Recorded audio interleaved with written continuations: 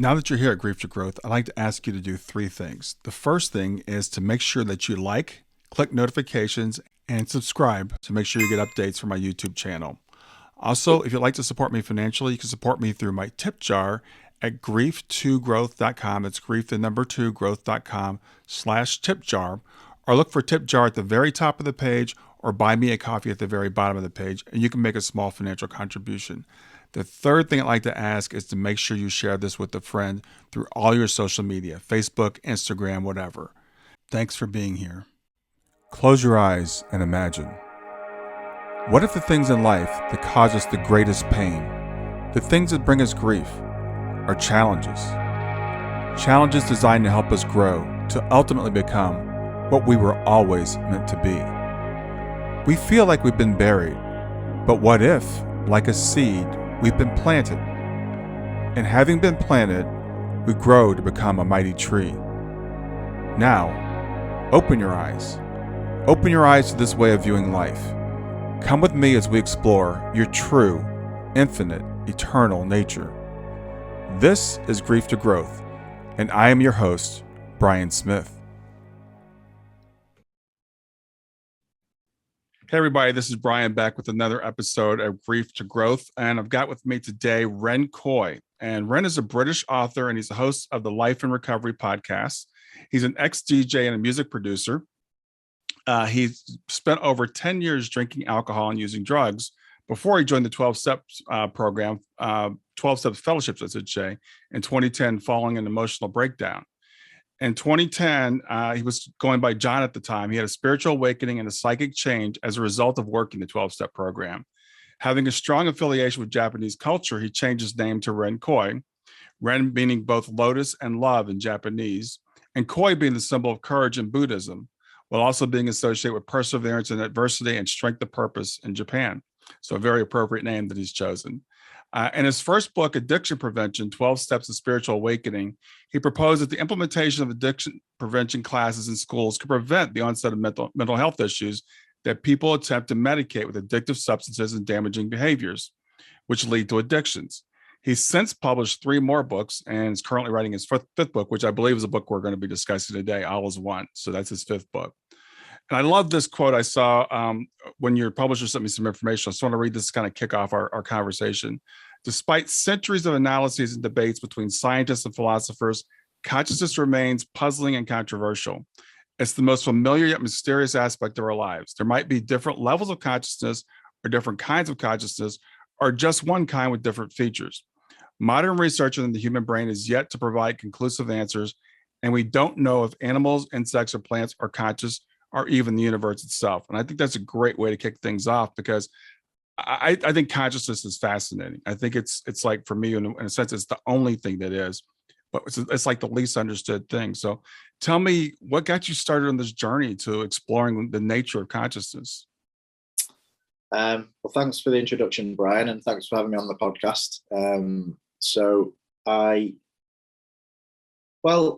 I'd already written 4 books previously that were dealing with addiction and recovery and the treatments for addiction, and a lot of the writing was to do with spirituality and psychedelic medicines as well, both of which spirituality and psychedelics was something that I found on my journey and have really helped me.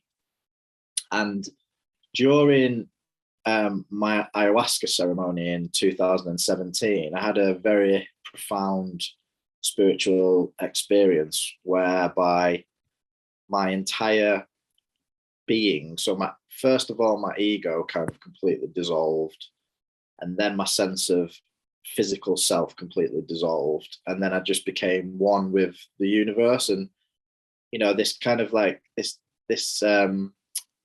narrative that the great mystics of the past have kind of sent forth into the present, which is that everything is one, that consciousness is everything. That was what I experienced. Now, obviously, that was under the use of psychedelics. So when I came back to kind of reality, so to speak, in inverted commas, the strangest thing was that reality didn't really feel like reality anymore. It was like where I'd just been was reality, and this isn't reality, if that makes any sense. Mm-hmm. So that kind of began my exploration into consciousness. And I'm not kind of like a learned scholar or anything, so I had to kind of do a lot of reading and researching, and I just kind of set about learning as much as I could about the subject. And as I was writing, started to kind of make notes. This was around the time that my daughter was due to be born. And when my daughter was actually born in February 2020, the pandemic hit immediately after. So from March onwards, we were in complete lockdown. So all of a sudden, I had all these notes on consciousness. I had this tiny baby who kind of like sparked off all these questions in my mind about consciousness as well. And it just seemed like the perfect opportunity to write another book. So that was the beginning of it. So I know you talked about in the intro that you'd given me that you did have a time in your life where you were going through drug and alcohol addiction. What do you think it is that you were seeking? Because this is not unusual. A lot of us go through that, right? So what is it you think we're seeking when we're doing that? I think we're just seeking connection more than anything. I think that this, I suppose when you take everything back to the bare bones of it, that all is one. So if consciousness is the starting point and everything emanates from consciousness, well, in the truest sense of the word, we are all connected. Everything is connected. So when we do anything that disconnects us, and on a human level, when we're disconnected from our fellow humans, that's when all the problems start. That's when we start to feel lonely, we start to feel isolated. It can create mental health problems, it can create physical health problems. And any time in my life where I've felt lonely, isolated, and disconnected from people around me, I've really suffered. And that was at that time, like deep in my addiction. I mean, I was drinking and using drugs for about 10 years, from the age of 17, 18 up to 29. And towards the end, in those last kind of couple of years of my addiction, I just wanted to die. I felt so lonely and so low and just so like hopeless. And then I had, quite a profound spiritual experience. And off the back of that spiritual experience, I started to feel connected again. And that was kind of like the beginning of the journey. So yeah, it's very much about connection for me. And, my normal mindset is actually like, I'm an only child as well, so I kind of like my own company, but I have to be careful because I can kind of avoid people quite easily, and just kind of keep myself to myself. So I actually have to make quite a lot of effort to connect with people. So tell me about the spiritual experiences you had that kind of turned things around for you. So the morning after my last drink, and I didn't know it was going to be my last drink, but I just did my usual thing really, which was I bought way too much alcohol than I actually needed for the situation. We were just having a kind of sort of like a little party. We were actually my partner and my ex-partner and I were leaving the country to fly to Australia, so we decided to kind of emigrate from the UK, and on the way to Australia we were going to stay for a month in Thailand. And I just decided, well, I'll get enough alcohol to see the job through, which was way too much, as I said. And the last thing I remember is just blacking out on the sofa. So I was kind of like, I got this look of disappointment from my partner, who, kind of, I was isolating myself, really sat on the sofa, and they were kind of playing cards on the table. And when I woke up in the morning, that's the last thing I remember. And when I woke up in the morning, I just knew that I couldn't do it anymore, Brian. I was like, this has got to stop. I couldn't keep doing it to myself, and I couldn't keep doing it to my partner. So I kind of rolled over in bed about to apologize and do the usual, groveling. And my partner wasn't in bed with me, and she was actually in the bathroom kind of with her sister. And I walked towards the bathroom and I overheard my partner saying that she was going to leave me if I didn't stop drinking. So that was kind of my moment of surrender, really, Brian. I kind of, they say in the 12-step fellowships, to say that, you've got to concede to your innermost self that you're an alcoholic or an addict. And that was my moment where I just conceded that I had a problem and I needed to stop. So I walked back into the bedroom and I just got down on my knees and I just prayed and I asked God to help me. I just kept repeating over and over again, please help me. I just can't do this anymore. And when I stood up from that prayer, something inside me around my heart just felt like it was kind of dislodged. And that night I had the best night's sleep I've ever had in my life. It was, the war in my mind, the will I drink, will I not drink, was just gone completely. And the next day after, when we arrived in Thailand after a 12-hour flight, I had absolutely no desire to drink at all.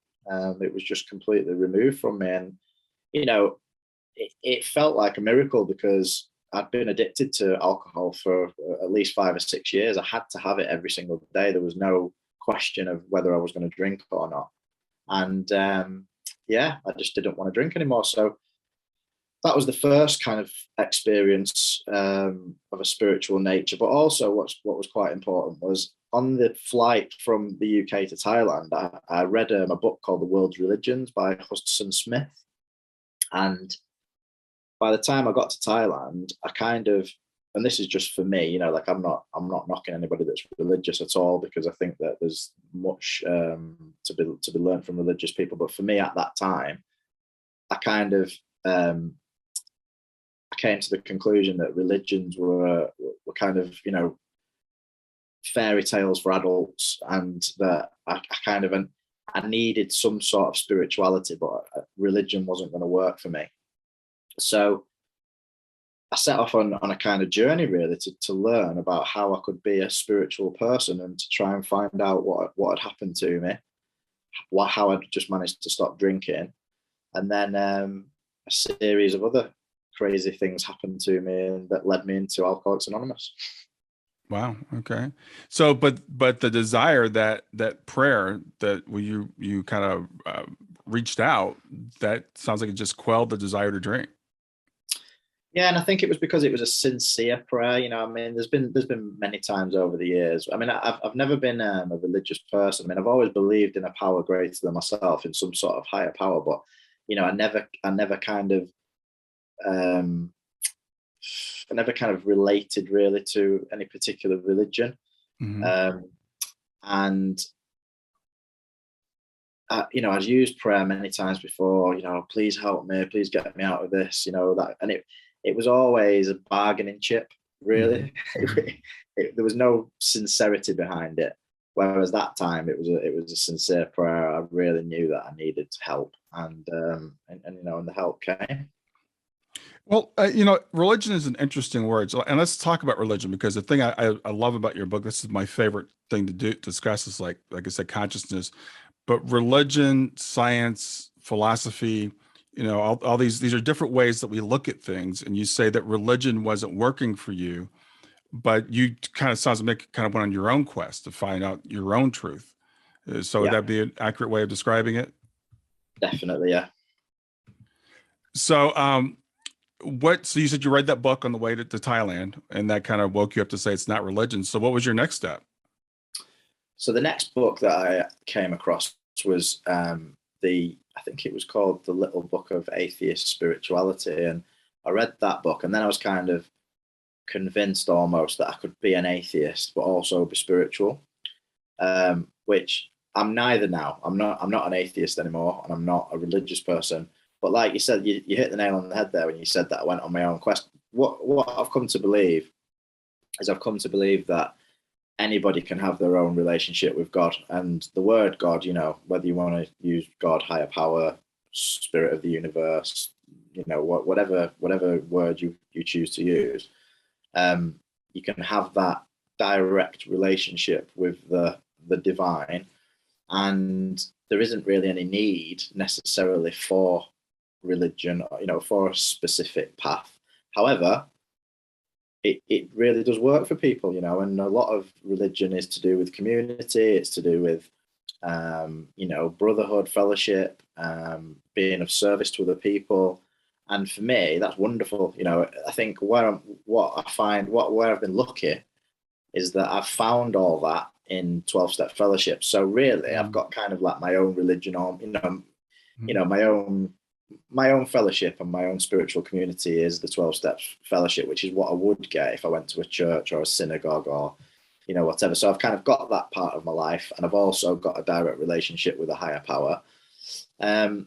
And where that ties in with the book All Is One is that for me, this idea of a kind of a God that is separate from the universe, again, that's something that doesn't work for me. It just doesn't make any sense to me. So when I started to kind of investigate, the different forms of philosophy around like panpsychism and pandeism, and basically more of an idea whereby a higher power or God is the universe and everything in it is God, that made much more sense to me. And also kind of like, the yin and the yang, the good and the bad, everything is encompassed in the universe. There's no such thing really, in my mind.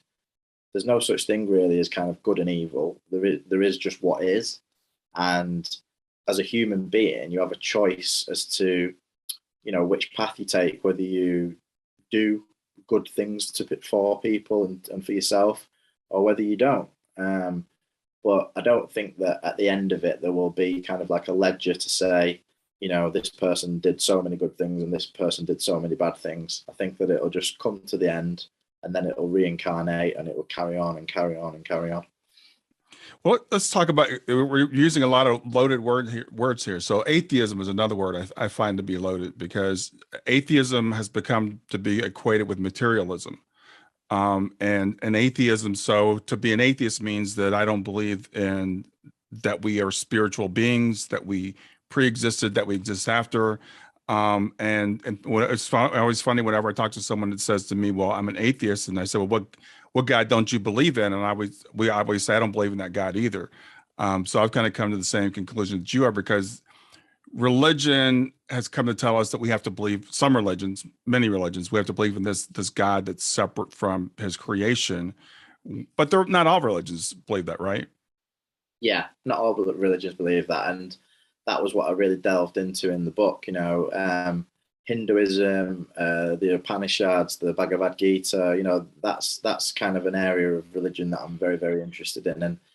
And that's where this idea of, God being the universe kind of really comes to life in those works. And, and I suppose, I don't know whether this is just laziness, Brian, on my part or not, but, I feel as though I don't need to necessarily read every single detail of these books in order to understand what they're trying to say, because for me, spiritual experiences are personal. So, and the key word is the experience. Like, I can't explain to you exactly what my spiritual experiences are because they were my experiences, and vice versa. So your interpretation of the universe and what God is, and and how that affects you in your life, is probably going to be quite different to how it is in my life. But there will be some similarities. So, maybe we can come to some kind of agreement on that. But when I read these books, a lot of it seems quite obvious to me. Like, what I mean by that is, like, when I went on holiday a few years ago, I read the Bible. So I decided to sit down because I thought, I really want to read it. I want to understand what people make of it. So I read it, and I didn't have any massive epiphanies that came out of it, because I just thought to myself, well, given the experiences that I've had, I can just say that the general message within this book is the message that I agree with and that I believe humans should live by, which is basically treat each other as we treat ourselves, look after each other, love each other, peace on earth. For me, that is just a given. And it just almost seems crazy, really, that that we're in this day and age where we're not doing that. Like, why are we not living like that? Yeah. But at the same time, because I've come from a background of addiction, control, wanting fame, wanting power, all that stuff, it's all wrapped up together. I completely understand why the world is the way that it is, and I just feel quite blessed, really, that I've almost checked out, Brian, in a way. I'm kind of like, I'm in the world, and I have a job and I have a family, but I'm not kind of like of the world. Like, I don't need the material stuff to make me feel happy. Like, my life is very, very simple, and that's all I need. Like, the best thing that's happened to me all week was spending 5 minutes with my daughter. The other day at the park, it was like, just that interaction with her was like beautiful, and nothing compares to that. Yeah, I totally relate to that.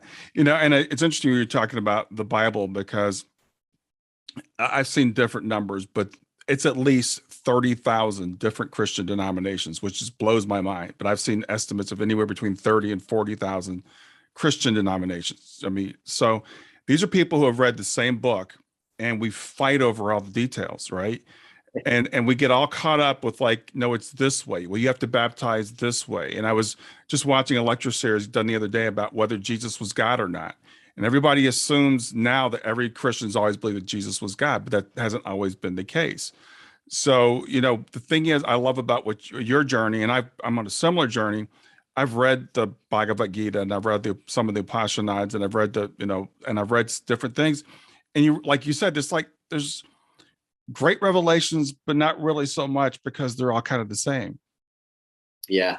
Well, I'm currently reading Marcus Aurelius, the Meditations, and again, I'm like, and I suppose when you think about it logically, I mean, these books were written thousands of years ago, so that knowledge that a person like Marcus Aurelius had has now been filtered into society. So if you've got any kind of philosophical or spiritual leanings, you're bound to have heard most of the ideas that he wrote about. But that's the kind of feeling that I'm having, like I'm just having this sense that, I know all this already. And I don't mean that in an arrogant way. I just mean that, like, and I know exactly what it is that he's saying. And I'm already trying to apply these things to my life. I'm already trying to be an honest person. I'm already trying to have integrity with the things that I do. I'm already trying to be of service to people. Like, I'm doing all this stuff as best as I possibly can. Now, that doesn't mean by any stretch of the imagination that I'm a perfect human being, because I still have all the faults that I used to have. I'm just much more aware of them now. Like, my level of self-awareness, excuse me, is extremely high now. So I could sit down with you quite easily and tell you all my positives and all my negatives, and and all the things that I try to do to compensate for those things. And 10 years ago, I couldn't have told you any of that stuff. Like, I had absolutely I was completely oblivious to the way that I affected other people. And it's quite painful, actually, Brian. Sometimes when as you become more self-aware, and you realize, and you kind of realize that, like, I can be quite a controlling and I can be very, very sharp with people because of my personality type. I'm what they call an eagle personality type. So I'm not like a naturally compassionate. I'm not naturally kind of gentle with people. I want answers quite quickly, and I want to get to the point quite quickly. So I have to fight against that sometimes, and I have to be able to listen. I have to be able to understand where another person's coming from. I have to be able to try to put myself in the other person's shoes. And that doesn't come naturally to me. I've had to learn all this stuff, over the years. But that's the point of my existence now, really, is to kind of just try to keep growing and evolving, and really be a good example for my kids. That's the main thing. Yeah, and what you said earlier, I think, was just spot on. I've heard people. I used to love to read C.S. Lewis, and he was saying that at some point people were complaining that Jesus didn't really teach anything new, that all the stuff that Jesus taught had been taught by others before. And I love what he said. He said, there is no, when we listen to a great moral teacher, it's not new. It's more of a remembering. It's more of a, oh yeah, I've forgotten that, or oh yeah, or it's a different spin on it. But As he put it, he called it the Tao. He said the Tao is eternal, existed long before the Bible. So you can't expect, anything really new to come out of a great moral teaching. So we read these different things because it can bring us insights. It can bring us a different way of looking at it. But there is no great new moral teaching. It doesn't exist. No, I mean, they're all saying the same thing. And this is where it goes back to the all is one. The reason why the book is titled All is One, and the whole point of and premise of the book is to investigate all these different philosophies and scientific and sciences like as I said, like panpsychism, and all the religious traditions, and to show that they're all pretty much saying the same thing. Everything emanates from this thing. That the Tao is just another word for it. And it's funny actually. You've mentioned Jesus a couple of times. The thing that really piques my interest with anything spiritual is when something very, very strange happens to me. And I'll tell you a couple of stories in a moment, but just this one quickly, because this relates to when I read the Bible. So I read the Bible, and I was I was sat on the beach, and I just finished, and I put the book down, and I did a bit of meditation, and I kind of said a silent prayer, and I said something along the lines of, "Okay, God, if you really want me to believe that this guy died on a cross, rose again a few weeks later, he actually, he actually rose again, then I'm going to need some sort of a sign for that. I'm going to need some sort of indication that actually happened." So, and I kind of chuckled to myself. And this is no word of a lie. So about 5 or 10 minutes later, we left the beach, and it was quite a 15, 20-minute walk back up to the apartment. And as we were walking, there's this guy coming towards us, running on the road, and he ran past me, and he looked basically looked exactly like Jesus. So he had the long dark hair, he had the beard, he had the kind of Arab complexion, he had his top off. He was just running. He looked me straight in the eye, and he carried on running. And I looked at him, and I thought, that was a bit strange. That was a little bit strange. And I said another prayer, and I said it out loud this time. And I said, okay. I said, that was a bit too much, that one. I said that was a bit too much of a coincidence. So I got to the apartment, and I went for a dip in the pool. And I'm just swimming in the pool, and I was just leaning on the side. And the same guy comes running back down towards the pool. He looked me straight in the eye again, and he ran off past the hotel, disappeared. And I never saw him again for the rest of the holiday. And I was kind of like, wow, these are those weird things that happen that really make me question what the truth of things are. And that's what just keeps me kind of like investigating this stuff and learning, because I don't know. I don't know, Brian. I really don't. I love that story. I saw it in your book, and I am all about synchronicities. And the more I study about the universe, the more I think it's more of a magical place than we really can believe. And I'm a very rational person. My background's engineering. So this morning, I'm walking, and I'm doing this like little meditation exercises and finishing up my walk. And I see a cardinal fly like right in front of my face, and lands in a tree over here.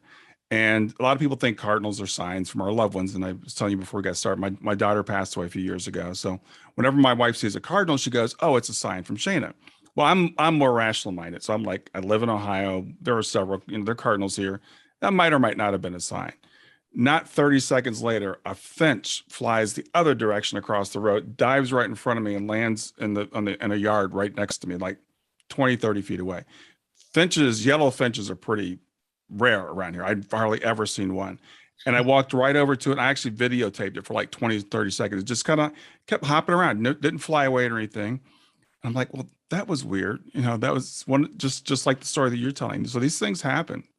Yeah, definitely. I mean, and I think that's the beauty of the universe, isn't it? It's there to kind of really make us question and wonder. And I was always like that from a young age, like from a very early age, despite the fact that I wasn't religious. I always, I was always like wondering, where do we come from? Like what is this life all about? And I suppose in many ways that kind of led me to want to be something in the world, to have some, like, because I was a DJ for about 10 years, and Mm-hmm. not a professional DJ, kind of like a semi-professional DJ, and I always wanted to be a professional. I wanted it to be, my life and my main job, and it never quite got to that place. But I realized that when I went into recovery, that was all about what was missing inside, and it was from when I was a child. We call it the hole in the soul, and I was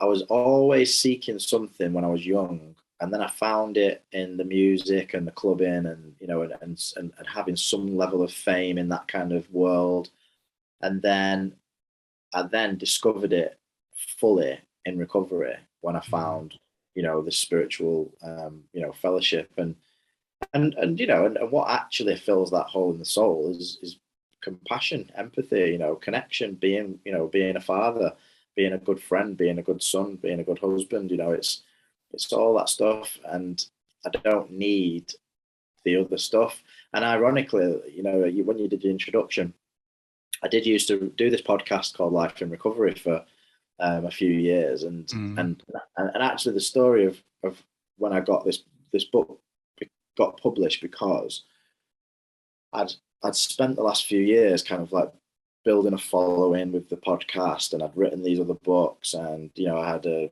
quite a big following on Facebook and all my social media, and again I just had this epiphany where I was just kind of like, this, I just don't want to invest into this anymore. I just want the simple life. So Mm-hmm. actually, I don't actually do the podcast anymore, and I don't have any social media presence anymore.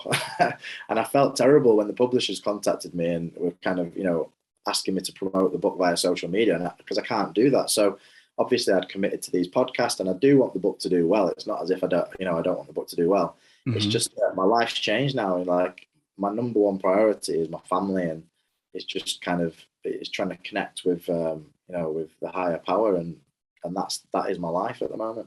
Yeah, that's really interesting. And it's funny when you said that the phrase "hole in the soul." I was raised in the church, so that was drilled into me. And one of the things they said in church that still resonates with me is like they're like there's a God-shaped hole in everybody's heart. And they were talking about the specific Christian, Thor kind of God or Zeus kind of God. But I do believe that human beings do have this hole in us, this desire for connection, this longing. And I think that's the thing, that the loneliness that you talked about, that causes a lot of us to turn to drugs and alcohol to either, and that's why I wanted to ask you the question, either numb that or to try to maybe transcend it in some kind of way, the way that maybe psychedelics do.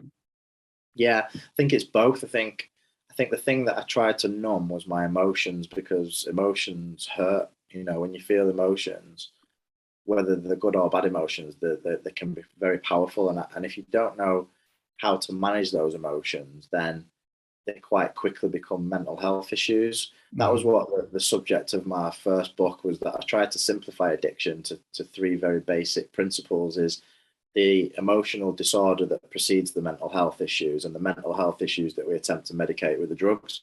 Wow. Yeah. The emotions, the spiritual malady, as it's called in the Alcoholics Anonymous Big Book, that is like emotional problems. And what I see is, and I've just been through this with one of my stepchildren, is it's an inability to manage their emotions. So when fear comes, obviously fear manifests as anxiety, and when anxiety becomes very strong, it's a horrible feeling. It's something that, I mean, anybody that's suffered it, I'm sure you have at some point. I have. Mm-hmm. And especially if you feel like you're going to have an anxiety attack, it feels like you're actually going to like have a heart attack, or you're going to die. Yeah. I've Um, heard that. yeah. So We'll get back to grief to growth in just a few seconds. Did you know that Brian is an author and a life coach? If you're grieving or know someone who is grieving, his book, Grief to Growth, is a best-selling, easy-to-read book that might help you or someone you know. People work with Brian as a life coach to break through barriers and live their best lives. You can find out more about Brian and what he offers at www.grieftogrowth.com, www.grief2growth.com, or text growth GROWTH to 31996. If you'd like to support this podcast, visit www.patreon.com/grieftogrowth, www.patreon.com/GRIEF2GROWTH to make a financial contribution. And now back to Grief to Growth. To be able to have some tools that will allow you to process that emotion and to bring that anxiety down from a level 10 to a level 1, level 2. Well, my belief is that every child in this world should be taught that way of living, and should be given those tools. And I know schools do try. There are certain ways in which schools do try to help them with those emotions.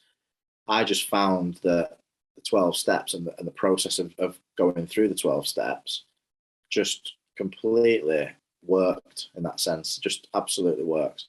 And I really believe that it could work for children as well.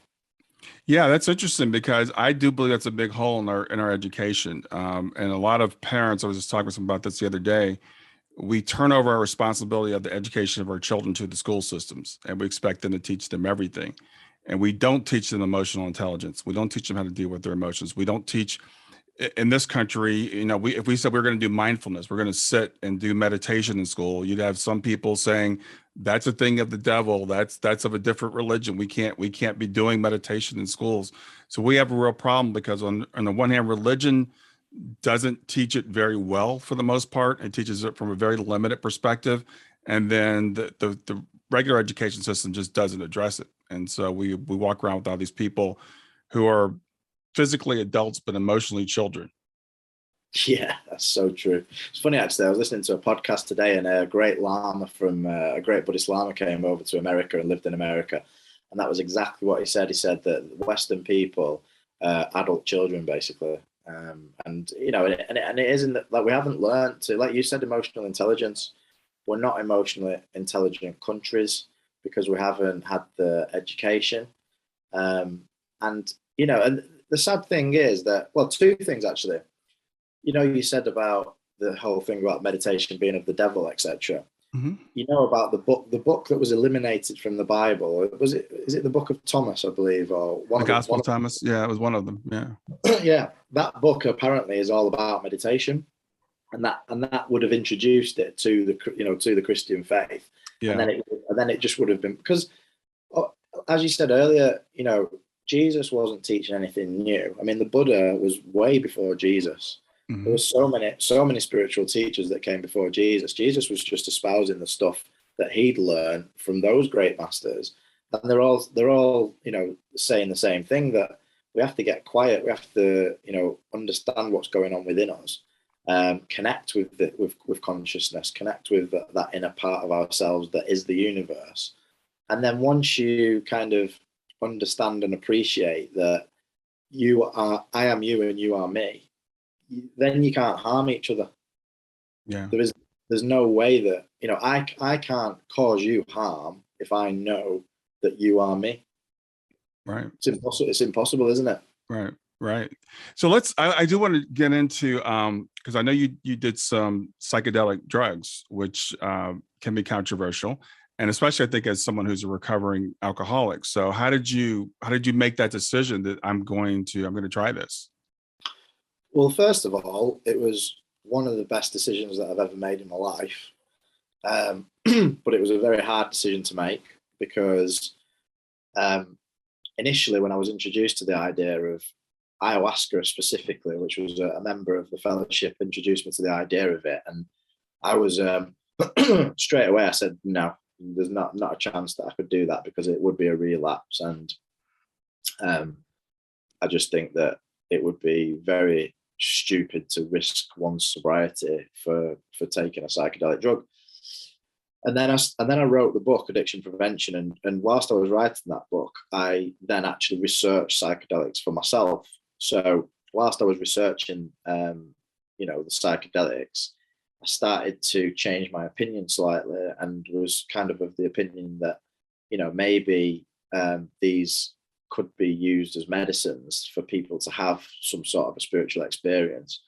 And then the thing that clinched it was, and blew me away slightly because I was totally unaware of it, was that two things. One, Bill Wilson, who was one of the founders of Alcoholics Anonymous, was actually in a hospital where they were giving him psychedelic treatments before he had his first spiritual experience, which led to the formation of Alcoholics Anonymous. So it could be argued that his actual white light experience, that he calls it, was as a result of belladonna, which is a psychedelic. So that was the first thing. And then the second thing was that about, I think it was either 15 or 20 years into his sobriety, it was at the time when LSD became a medicine that psychiatrists were starting to use. And he actually underwent a series of LSD experiences, and it really helped him. And he said that he felt that it could be very, very helpful to alcoholics who were struggling to have spiritual experiences. And as a matter of fact, he introduced one of his sponsees to LSD, and they wrote, there's a book called the 12 Steps and 12 Traditions, which is like a kind of like a breakdown of all the steps and all the traditions, which we use as a guide when we're taking sponsees through the big book. Now, AA purists don't believe in using the 12 and 12, some of them, but I always have done, and I was sponsored that way myself. And I actually found out that Bill and his sponsee Tom wrote that book off the back of their psychedelic experiences. So when I discovered that really kind of cemented it for me, that it was something that I wanted to try for myself and see what it was all about. And actually, what happened was I had an experience that was analogous to having about 10 years of therapy in one session. So it kind of it took me through. Well, I actually wrote a book about it. So my book, Together, an Ayahuasca experience, is the full story of so funnily enough, I wrote a book. The second book I wrote was called Anonymous God, and I was writing the end of that book when I went on the ayahuasca experience. And that book ends where I'm at the ceremony, and then the book Together is the whole story. And it was just phenomenal, Brian. I genuinely don't believe that I would have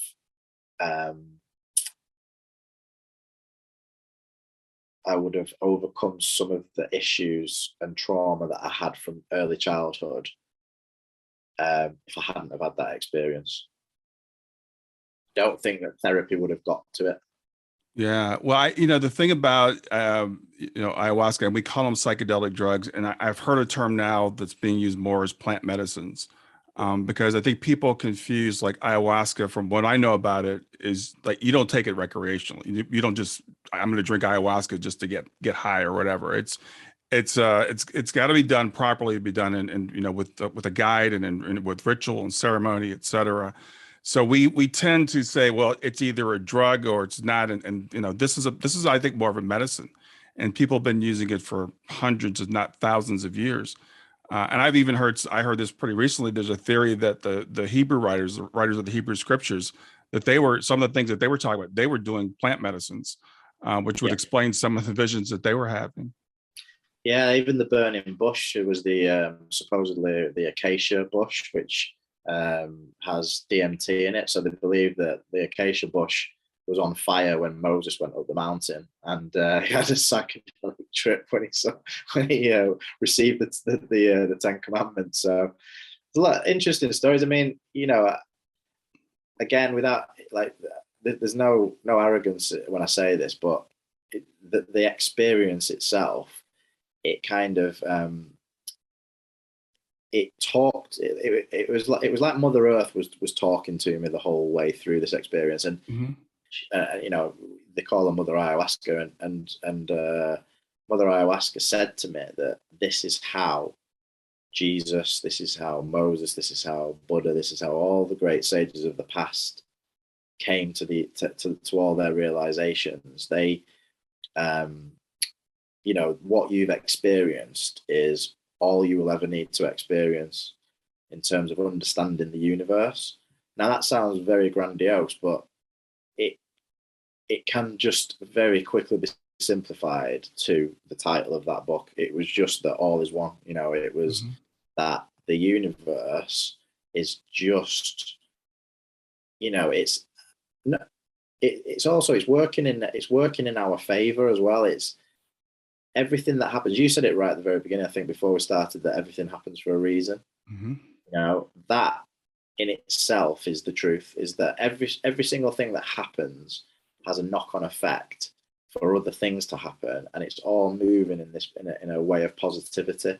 Everything's evolving in some sort of grand design to help us evolve individually, to help the universe evolve. I don't know why that is exactly. I have absolutely no idea why that is, but it seems to me as though it's almost just for the sake of creativity, I think. Yeah, I think so too. So let's talk about the experience you had, because I think it's fascinating, because to me it reminds me a lot of near-death experience. But let's talk about just why do you think it is that this drug releases or expands or whatever your consciousness, and let's tie that in with the idea of panpsychism and pantheism and all the other things we talked about. Well, I think that the element of panpsychism and any other theory that I jive with is that consciousness is in everything. So, at the base level, quantum physics tells us that everything is basically, there's nothing there, that everything is space. So, the atoms, that when atoms are broken down, the vast majority of what's going on there is nothing. Now, that doesn't make any sense, does it? So there has to be something in that nothingness. And I believe that whatever that is, this energy consciousness, there's so many different ways of trying to explain it, the mind of God, how do we put it into words? But whatever that thing is, that is what is emanating. As it becomes denser and denser, that then matter is created. So to have that as a starting point makes total sense to me. Where these experiences and why the psychedelics give you these experiences is, I believe, so that you can understand that the material world and all the things that you think that you need in your life to make you happy just don't matter.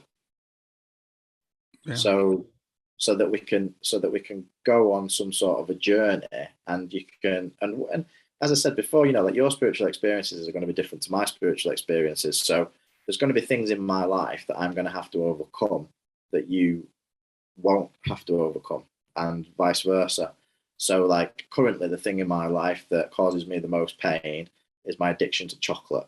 And it's been that way for ever since I stopped drinking. It's been that way, where there's been things that have crept into my life. First it was sex and relationships, then it was buying material things like clothes and stuff like that, and then more recently, over the last few years, it's been chocolate. So chocolate is what I use to fill my hole in my soul when I'm not doing things that I should be doing. Yeah. So my journey at the moment is to try to use all the tools to overcome that part of my addiction, and I believe that is edging me ever closer to, let's call it, enlightenment. Not that I believe that I'm ever going to become enlightened in this particular lifetime, but it's edging me ever closer to it. I believe the more things that we drop out of our lives that are not useful to us, the closer we come to experiencing consciousness. Yeah. Well, we kind of jumped into, I use some terms like panpsychism and panentheism that that the listener might not be familiar with. So explain to people what this actually means. What is this concept of the universe you have when you say all is one? I mean, we all understand that the concept that there's a creator God who sits up in a throne and creates the universe, and we are all separate from him and all separate from each other. So how does all in one, how does it differ from that? Well, panpsychism suggests that there is an element of consciousness in absolutely everything. So that even a stone has consciousness. Now, what it doesn't do is it doesn't profess that the stone can think like a human being thinks. It suggests that there's different levels to consciousness. So the consciousness of a human being compared to the consciousness of, say, an ant or a bee or a spider, it's the same consciousness, but it's just different levels of it. So it, as an intricate human brain, has developed over millions of years through evolution to a point where it can actually assess itself. So it's aware of itself being conscious. What the panpsychist suggests is that a dog, for example, a dog is conscious, but it isn't aware of the fact that it is conscious. So we're ever evolving, and that's what panpsychism. That's the reason I think that is true. I believe that is a good case for what the universe actually is. Now, the question that then sits behind that for me is still, well, where does the consciousness come from? So some people might suggest that, a higher power, a God, some sort of being, created this consciousness, whereas others would say the consciousness is God. So God is experiencing itself through ever progressively evolving life forms. And again, it's just kind of a matter of faith and belief, I suppose. That's the thing that jives with me. It might change, I mean, 10 years ago, I was completely in the dark and I had absolutely no idea about any of this stuff. So, now this is my current understanding. And I don't, Brian, I'm a fairly intelligent person. I'm not the most intelligent person that I know by any stretch of the imagination. And a lot of this is very mind bending for me. Like when I was reading it and writing about it, I was kind of like, I was having to reread it, and I was having to, because also I was trying to simplify these concepts so that, because I knew the type of people that I wanted to read the book. I didn't want this for learned scholars. I wanted this to be for the everyday person. And I've given the book to people that I know, and they've said it's quite hard to get your head around, but that they just have to kind of keep with it, and they kind of get it. Well, what I find fascinating about it, because I said I am a scientist by nature, and I don't understand it. And I can't remember the guy's name. He said if you think you understand quantum physics, then you just haven't got a clue. And that's kind of where I am. And when I hear about Einstein's theory of relativity, what I can understand is the big pictures, that there is no time, that time is an illusion, that it's something that our brain perceives, but it doesn't exist in the sense that we think it exists. And it is definitely relative. So it's not absolute the way that we think it is.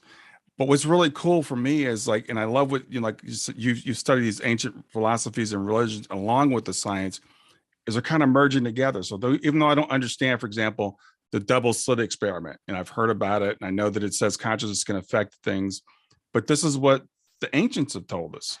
And I learned a little bit more about Hinduism. I had a friend that is a Hindu, and I interviewed him for my podcast. And I'm like, this is exactly where current philosophy is going with idealism. And this is where science is starting to go with us, where they're saying the universe seems to be conscious. We don't understand what that means, but it seems to be. So it makes sense, this idea that consciousness not only precedes the material, but the material sits on top of it, that it's not really separate, that, because, people will say materials will say, well, where did the consciousness come from? Well, I say, where did the material come from? If we had a big bang, where did that start?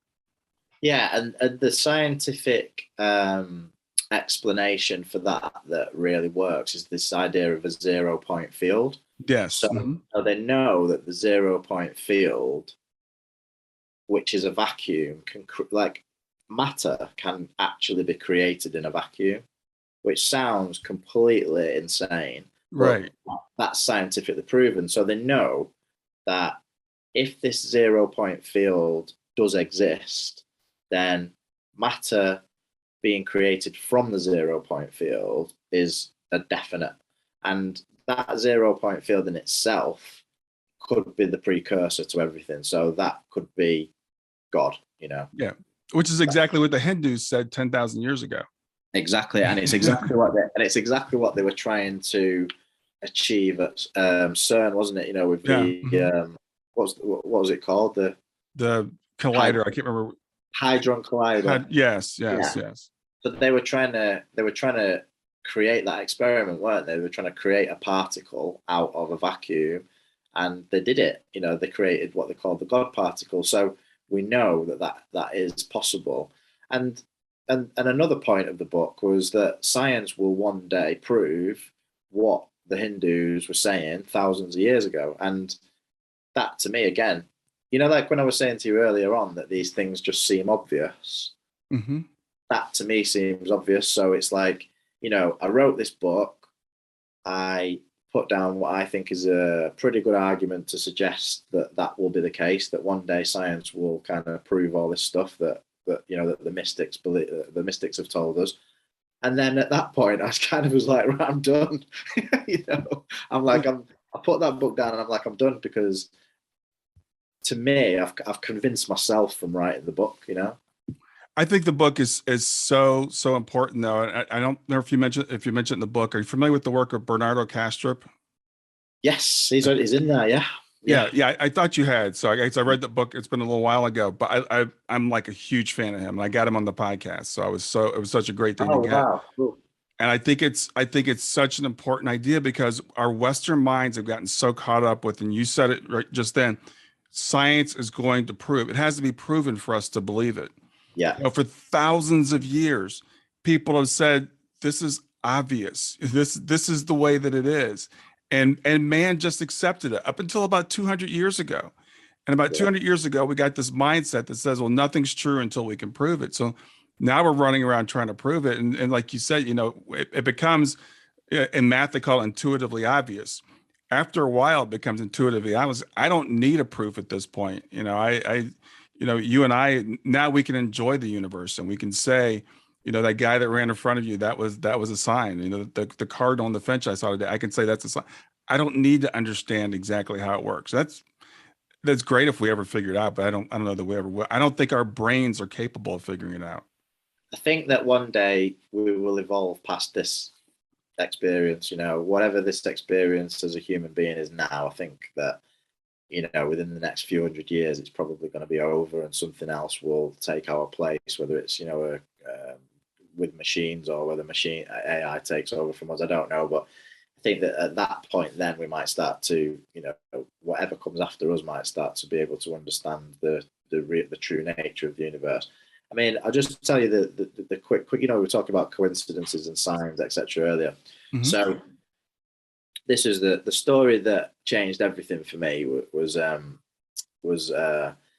in early kind of abstinence. So I wasn't actually in recovery at this point. I went to Thailand. I had a month in Thailand where I was sober. I didn't want to drink, and then I arrived in Australia, and my partner got a job working in a fashion store, and the guy that managed the fashion store was a born again Christian. So me and him kind of like had quite a lot of philosophical conversations, and I was explaining to him that this miracle had happened to me.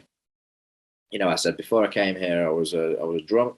I had to drink every single day, and now I don't drink. A miracle, And I said, but I don't understand what's happened. I don't understand why this is. So he said, all you need to do is just ask for a sign, and you'll get one. I said, okay, no problem. He said, if you want to believe, if you don't believe that there is a God, God will give you a sign. So I said, okay. So I left the shop that evening. And on the way home, I looked up at the stars, and actually I've got a tattoo on my shoulder, which is a tattoo of a woman, which represents Venus, and then a load of stars around her, and the moon, because the moon was shining really bright, and I could see Venus as well, and all the stars around it, and it was just a beautiful moment. And I just said, okay, God, if you exist, I really need a sign. I really need something to prove it. So I went home and I went to bed that night, and then I woke up the next day and I went to work. Now, the day before all this happened, I'd been at work, and my kind of like morning ritual tended to be I'd get to work and I'd switch on Facebook, and I'd go on social media, and I'd just, because obviously I was over the other side of the world, so I'd message anybody, any family members or friends or anybody like that, or just have a quick look what was going on back home. And on that particular day, it just came to my mind that I should search for my childhood friend Angela, because I hadn't seen her for about 10 years. The last time I saw her actually was on our 18th birthday, so it had been over 10 years since I last saw her, and she just popped into my mind. So I searched for her. I wasn't actually friends with her on Facebook at this point, so I searched for her on Facebook, couldn't find her. Searched for her on other means, couldn't find her, and that was that. Had that conversation, went to bed, woke up the next day, walked into work, sat down at my computer, logged onto my computer, went onto Facebook, and there was a friend request waiting from Angela Moffat. Wow. And I was, obviously, as you can imagine, I was like blown away by that. So I answered the friend request, accepted it, went onto her page, was looking at her photographs, like her recent photographs. And there was all these photographs of her in Australia, in the places that I'd been to recently. And I was like, that's a bit strange. So I sent her a message and I said, oh, it's crazy. I was thinking about you yesterday. I can't believe you sent me a message. I said, it looks like you might be in Australia. Please, this is my number. Please give me a call. So she rang me that night. Turned out she lived about 15 minutes around the corner from where I lived in Australia, Wow. Which was unbelievable. But the weird thing was as well, she was going traveling within the next couple of days, and I was going traveling within the next couple of days. And I actually ended up leaving Australia and going home. So I never got to meet her in Australia. About 6 months later, she came over to the UK to visit family. So we met up in the UK. And when I told her the story, she just said exactly the same thing. She said she was just sat at a computer and the thought of me came to her mind. And she just thought, oh, I wonder what John's doing, and I'll check. So she checked, and that was how we found each other. Yeah, I got goosebumps just listening to that, and that's just, that's the title of your book. So we're all connected, and we're connected in ways that we don't know. And when we start to open up to the possibility, then we can see it. So because a lot of people would say, oh, well, that's just a coincidence. Well, that is way more than a coincidence. It is, and just to cement it, just to make it an even more dramatic story. So because I'm very pessimistic and a very rational person like you as well, like I do pride myself on not just believing things. Mm-hmm. Even though that happened, I still wasn't it didn't automatically make me think, oh my God, there's definitely a God. Even then I was like, oh, well, that was a crazy coincidence. So when we set off traveling, I'd been another woman that worked at the store where my partner worked. She was she was a black woman, and the reason why I say that will become clear in a moment. She's a black woman, mm-hmm. and she had a sister that lived in Alice Springs who was apparently pregnant, because she talked about her a lot, and told us loads of stories about her and stuff. So anyway, we flew to Alice Springs, and we hired a rental car. And as we were setting off into the outback to go camping, I said, we need to go to the store and pick up some supplies. So we pulled up at the store. And as we were walking into the store, this pregnant black woman was walking towards us. And sorry, the bit that I've missed out as well is as we were driving towards the store, I said to my partner, I bet we'll see Rose's sister. And she said, why would we see Rose's sister? There's like thousands and thousands of people in this town. And I said, I've just got this feeling that we're going to see her. So we're walking into the store, and this pregnant black woman walking towards me. And I just walked over to her and I just said, excuse me. I said, do you have a sister called Rose who lives in Melbourne? She said, yeah. And I was like, well, I know this will seem a bit weird. And straight away, I think she thought it was like candid camera or something. And she was a bit like, where's the cameras? And I said, oh, I'm sorry, I don't mean to alarm you. I said, the strangest thing is that my partner here has been working with your sister in Melbourne for the last 6 months. And she just happened to mention that she had a sister that lived in Alice Springs. And I said, and I was convinced that we were going to bump into you, and here you are. So she was just freaked out, really. Like, she kind of almost like ran away from us. And then when we'd been to the store and we went into the outback, we went camping. So a couple of days later, the same woman, Rose, had recommended a book to me called Don't Sweat the Small Stuff, and it's all small stuff, which is this little book.